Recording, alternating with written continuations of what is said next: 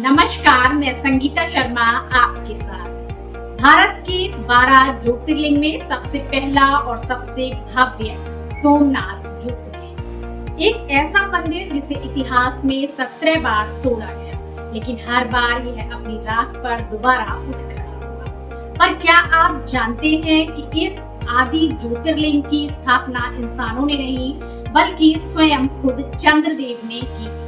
एक ऐसा सच जो जुड़ा है प्रजापति दक्ष की 27 बेटियों से, एक भयानक श्राप और ब्रह्मांड के अंधकार में डूबने की कहानी। तो आइए जानते हैं इस पूरी कहानी को। वीडियो में हमारे साथ अंत तक बने रहिएगा। चैनल को अभी तक सब्सक्राइब नहीं किया है तो पहले चैनल को सब्सक्राइब करें। कहानी शुरू होती है पौराणिक काल से। प्रजापति दक्ष ने अपनी 27 रूपवान पुत्रियों का विवाह चंद्रदेव यानी सोम के साथ किया था। ये 27 पुत्रियां वास्तव में आकाश के 27 नक्षत्र हैं। राजा दक्ष चाहते थे कि चंद्रदेव उनकी सभी बेटियों को एक समान प्रेम और सम्मान दें, लेकिन चंद्रदेव केवल एक ही पत्नी से सबसे ज्यादा सम्मोहित थे और उनका नाम था रोहिणी। वे अपना सारा समय सिर्फ रोहिणी के साथ बिताते और बाकी 26 पत्नियों की पूरी तरह उपेक्षा करते थे। जब बाकी बहनों का दुख उनके पिता प्रजापति दक्ष तक पहुंचा, तो उन्होंने चंद्रदेव को बहुत समझाया, लेकिन चंद्रदेव का झुकाव रोहिणी के प्रति कम नहीं हुआ।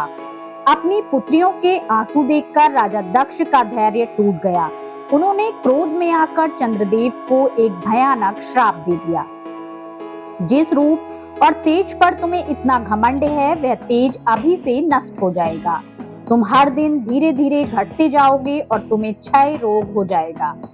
श्राप मिलते ही चंद्रदेव का तेज गायब होने लगा। जैसे जैसे चंद्रमा की कलाएं घटने लगी, पूरी पृथ्वी पर हाहाकार मच गया। वनस्पतियां सूखने लगी, समुद्र शांत पड़ गया और चारों तरफ अंधकार छा गया।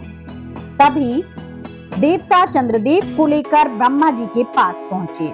ब्रह्मा जी ने कहा, इस श्राप का निवारण केवल महादेव ही कर सकते हैं। ब्रह्मा जी के कहने पर चंद्रदेव गुजरात के इसी पावन प्रभास क्षेत्र में आए। उन्होंने यहाँ सरस्वती, हिरण और कपिला नदियों के संगम पर महादेव की घोर आराधना शुरू की।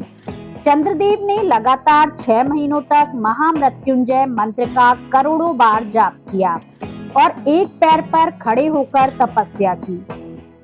चंद्रदेव की अनन्य भक्ति देखकर देवताओं के देव महादेव साक्षात प्रकट हुए। शिव ने कहा, सोम, मैं दक्ष के श्राप को पूरी तरह खत्म तो नहीं कर सकता, क्योंकि वह प्रकृति का नियम है, लेकिन मैं इसके प्रभाव को बदल देता हूँ। साल में 15 दिन तुम्हारी कलाएं घटेंगी, यानी कृष्ण पक्ष, लेकिन बाकी के 15 दिन तुम फिर से बढ़कर अपने पूरे रूप में आओगे, यानी शुक्ल पक्ष। श्राप से मुक्ति पाने के बाद कृतज्ञ चंद्रदेव ने प्रार्थना की कि महादेव हमेशा के लिए इसी स्थान पर निवास करें। शिव जी ने उनकी प्रार्थना स्वीकार की और यहाँ ज्योतिर्लिंग के रूप में स्थापित हो गए, क्योंकि यहाँ स्वयं शिव जी ने सोम यानी चंद्रमा के नाथ स्वामी बनकर उनके कष्ट को हरा था। इसीलिए इस स्थान का नाम पड़ा सोमनाथ। सावन के महीने में इस पावन ज्योतिर्लिंग के दर्शन मात्र से मनुष्यों के सारे कष्ट दूर हो जाते हैं। गुजरात के सोमनाथ ज्योतिर्लिंग पहुंचने के लिए सबसे नजदीक रेलवे स्टेशन वेरावल है, जो मंदिर से सिर्फ 7 किलोमीटर दूर है। अगर आप फ्लाइट से आ रहे हैं तो राजकोट या दीप एयरपोर्ट उतरकर टैक्सी ले सकते हैं। महादेव की कृपा आप सब पर बनी रहे। चैनल अभी सब्सक्राइब करिए और वीडियो को अपने दोस्तों के साथ शेयर करिए। हर हर महादेव।